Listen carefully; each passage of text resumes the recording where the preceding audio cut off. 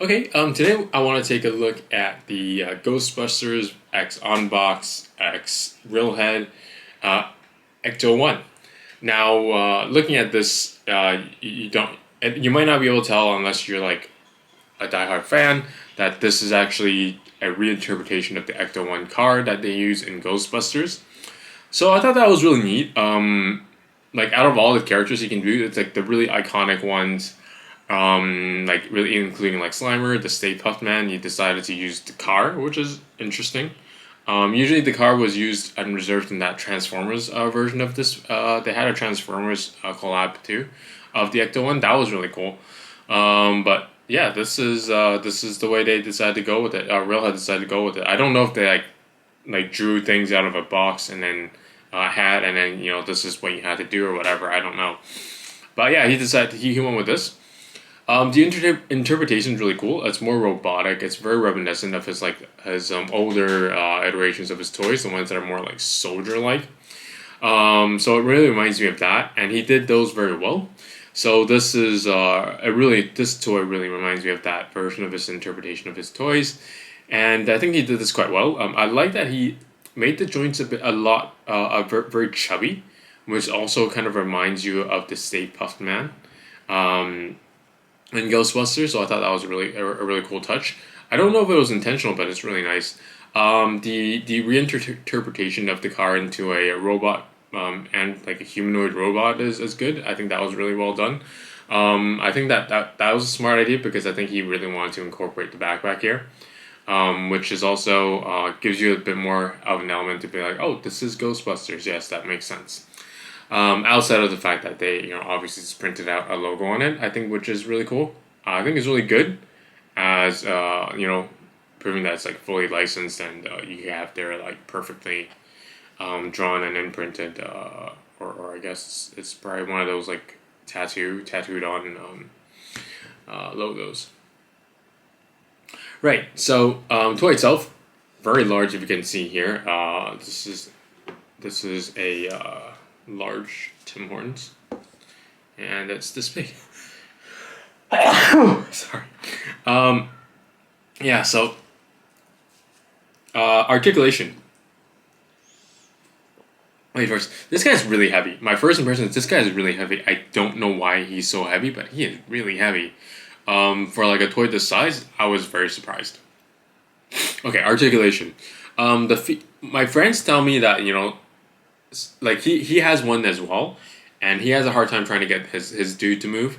So I don't recommend you trying to be too like brute forcing it. If you want to like try and move a joint, maybe heat it up first, or put it under hot water before you do.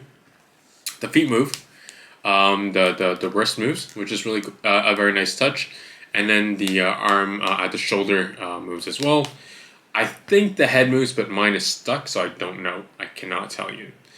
I cannot confirm. I feel like it should, so that's why I'm saying that it might. If you guys have one and you do get to make a move, let me know in the comments, and then maybe I'll try and heat it up and try and move it myself. But for now, I'm okay with it as it is. So, this guy also really. The thing that irks me a little bit is that it really reminds me of the Good Robo, but I guess you can't really do much. The front has to be a head, which makes the most sense. But it really reminds me of the Good Robo from Jator, which I love that sculpt a lot as well. And that I think was really cool in the fact that you can see the inside, like who's sitting in the car, whereas this you cannot. But I mean, it's a bit more intricate that way. So I think that would have subtracted from this because I think he wanted to put more effort into like making it have more Ghostbusters elements. So I think that might have been a good call to keeping it like this. And I would have been too busy, I think, if you had to have this transparent. You can see the driver's seat. I feel like that might have been too much. Having this, I think, is actually more iconic instead. So yeah, colorway and whatnot. I got the glow in the dark one. This one was a lottery one, so I saw a lot of people. I actually didn't pick this up initially. I I thought it would. I wasn't really a big fan of it, and then I saw people post more pictures of it online, and it looked really good. Actually, after they posted online with their toys, and you got a feel of its sizing and such. Then I decided, you know what, let's try and go for one. Colorway wise, they have this one which is glow in the dark. They have version 1, and which is in white vinyl. Version 1.5, which I don't know the difference between. I would guess it might be like the darkness of the brown here that they use in these areas. I think a slight adjustment in the brightness or of the paint maybe. 1.5 is an open run. Just limit like during a day or so, you can just order as much as you want. So that was a really cool thing to do. I hope that in the future. And so this is actually like a full series of collaborations. So you have like I think Unbox got the IP and then the licensing, and then they reached out to a few artists, and they came back and then had a lot of iterations of it. I really like the PDS ones. Those are really cool because it's really atypical of their standard sculpt. However, I don't actually like it wasn't my taste. I think I really like the Slimer version of the PDS one, but the thing is, it really irked me that it had arms and legs that were like really skinny, and I don't think it really needed legs. But I know that like PDS's iconic toys have legs. It's like an arm, it's like a humanoid dude. So I guess they wanted to keep that element, but I think it would have been better without. I loved how it turned out, but the legs irked me too much, so I couldn't pull the trigger. They have the Stay Puft Man there as well, but I think I prefer the Slimer. Also, Retroband did one. It's a bit too grotesque for me. And I would have preferred it to have more folds. I really like the fact that the Slimer for the PDS one had a lot of folds. I like that aspect. That's all. And yeah, this is it. That's all I had for today.